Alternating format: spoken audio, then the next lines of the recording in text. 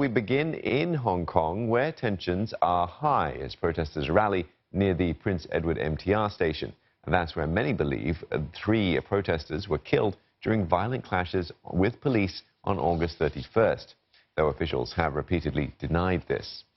It's the latest in a series of rallies held today.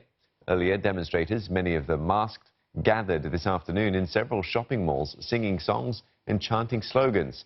It's a public holiday in Hong Kong, and many shops had closed in anticipation of possible clashes.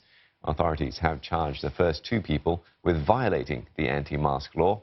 If convicted, they face a fine of $3,000 and up to a year behind bars. 我唔驚嘅，因為自從呢個蒙面法生效咗1日咁多啦，我成日都戴口罩，我係未俾人捉過啦。而且點解我會戴口罩過嚟呢度？係因為除咗呢個上庭嘅人係因為蒙面法俾人判監即係入罪之外，係抗議另外一種無聲抗議。 The city was picking up the pieces today following a 3rd straight night of clashes. The MTR rail network only providing limited services during the day, after many train stations were trashed and torched. As of 6 o'clock tonight, all stations had been closed for repairs. The closures made it difficult for residents to visit their ancestors' graves today as they mark the Chungyang festival. And let's cross over live to Leong Wai-kit. He's at the Prince Edward rally right now. Wai-kit, tell us more about what's happening there. Well, Dawn, things are very, very fluid. You have no idea how many times we changed positions in the last 5 minutes. The guys in the studio would know. They see us moving around. Things escalated relatively quickly in the last 30 minutes, but let me start with the latest.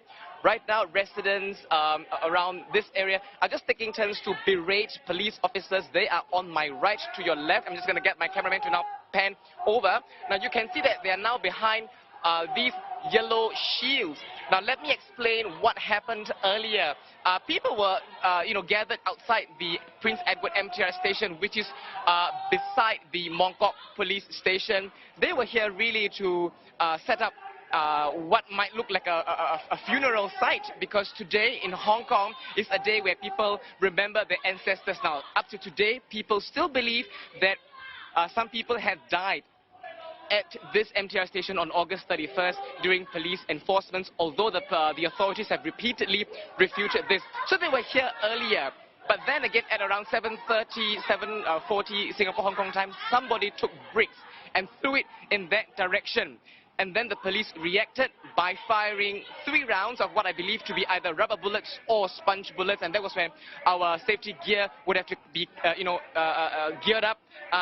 Shortly later, however, in a separate incident, but quite close to the brick throwing incident, a taxi had accidentally knocked down a woman on this part of the road. The taxi tried to drive away, but very, very quickly, that cab driver was surrounded by an angry mob of protesters. They surrounded the cab. Now, we have seen other viral videos when cab drivers were dragged out, or drivers were dragged out and beaten. And that is understandably why the police had rushed out from this entrance onto the roads to clear everyone off the streets. So in a matter of half an hour, many things happened where I was. The police then started clearing the roads, shouting at people to clear the roads. They were also seen visibly picking up loosened bricks on the ground, perhaps a strategy to ensure that these bricks will not be later used by protesters against them, as we've seen earlier. Bricks were thrown in that direction. So they were clearing the roads, and we were moving in various directions. Over there again, there's a policewoman who uses a loudspeaker to tell everybody, including journalists, to clear the road. And I've also seen them raise the black flag, which means that they will fire tear gas when they think it's appropriate to. Yeah, Wai-kit, schools and businesses are expected to resume tomorrow following the long weekend. Is the city ready after the disruptions of the weekend? Well, Steve, I guess anybody would agree with me that Hong Kong city, Hong Kong people are resilient. I mean, after nights of violence, the next day the city seems to bounce back almost always. It seems as if somebody has a reset button and presses the button, and the next day things seem to be working. But in the last few days, in the last week, the city has suffered. It has been described by Chief Executive Carrie Lam as being half paralyzed. It has been described by the police as having seen the worst and messiest protests in months.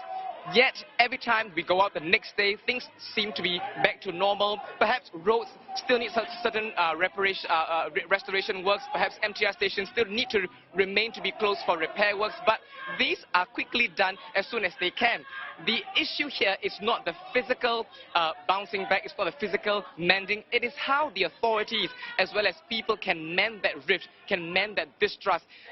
To that extent, Chief Executive Carrie Lam has been trying to hold, or rather she has suggested holding peaceful dialogues. One dialogue has already been conducted. But people whom I've spoken to say that because Mrs. Carrie Lam rolled out the emergency law to ban face masks wearing at public gatherings, people feel that it's a step backwards and they feel that it defeats the purpose of peaceful dialogues. Now remember, I should point out also that the authorities rolled out the emergency law to ban face masks because they believe that the mask they believe that the emergency law could deter people from coming out, as well as to allow police bigger powers so that they can curb radical violent protesters who act violently during protests. All right, many thanks for that update. Young Wai Kit speaking to us from Hong Kong.